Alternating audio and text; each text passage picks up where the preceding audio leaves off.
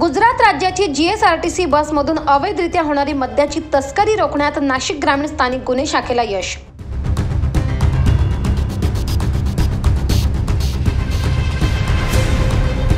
आगामी लोकसभा निवडणुकीच्या पार्श्वभूमीवर जिल्ह्यातील कायदा व सुव्यवस्था अबाधित ठेवणे तसेच सर्व प्रकारच्या अवैध व्यवसायांचे समूळ उच्चाटन करण्यासाठी निवडणूक आयोग माननीय विशेष पोलीस महानिरीक्षक नाशिक परिक्षेत्र नाशिक व नाशिक ग्रामीण जिल्हा पोलीस अधीक्षक श्री विक्रम देशमाने यांच्या आदेशान्वये संपूर्ण नाशिक जिल्ह्यात सत्वर कारवाई करण्यात येत आहे।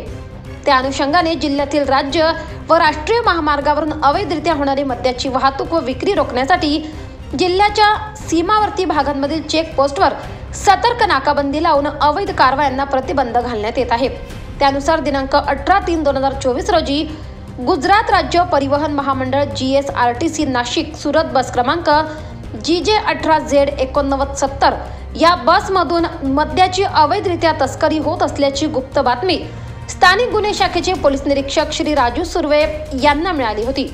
त्याप्रमाणे स्थानिक गुन्हे शाखेच्या पथकाने नाशिक ते सुरत महामार्गावर दिंडोरी परिसरात सापळा रचून गुजरात राज्यात जात असलेली वरील बस थांबवून तपासणी केली असता त्यामध्ये ₹1,14,635 किमतीचा विदेशी मद्यसाठा विना परवाना अवैधरित्या वाहतूक करताना मिळून आला आहे।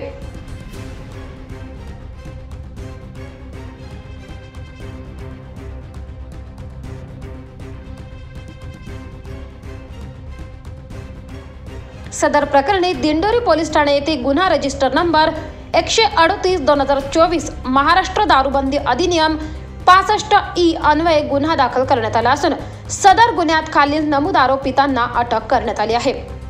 विजय विनोद बलसार वय 52 वर्ष राहणार सुरत बस चालक, अमृतभाई भुवनभाई पटेल वय 56 वर्ष राहणार सुरत बस कंडक्टर। सदर गुन्ह्यातील पुढील तपास किस्मत ब्रँडी शॉप पंचवटी नाशिक यांचे मालक तसेच अवैध मद्यसाठ्याच्या वाहतुकीस मदत करणाऱ्या इसमांना पाहिजे आरोपीत दर्शविण्यात आले आहेत। तसेच अशा पद्धतीने अन्य कोणी वाईन शॉप चालक मालक अवैधरित्या मद्याची विक्री तस्करी करीत असल्यास त्यांच्याबाबत अधिक माहिती घेऊन राज्य उत्पादन शुल्क विभाग नाशिक यांच्या मदतीने पुढील कार्यवाही करण्यात येत आहे। सदरची कारवाई नाशिक ग्रामीण जिल्हा पोलीस अधीक्षक श्री विक्रम देशमाने, अप्पर पोलीस अधीक्षक श्री आदित्य मिरखेलकर यांच्या मार्गदर्शन व सूचनांप्रमाणे स्थानिक गुन्हे शाखेचे पोलीस निरीक्षक श्री राजू सुर्वे, पोलीस हवालदार प्रवीण सानप, किशोर खराटे, पोलीस कॉन्स्टेबल जाधव, बोडके, मोरे यांच्या पथकाने सदरची कामगिरी केली आहे। महाराष्ट्र माझा न्यूजसाठी मुख्य संपादक जनार्दन गायकवाड, नाशिक।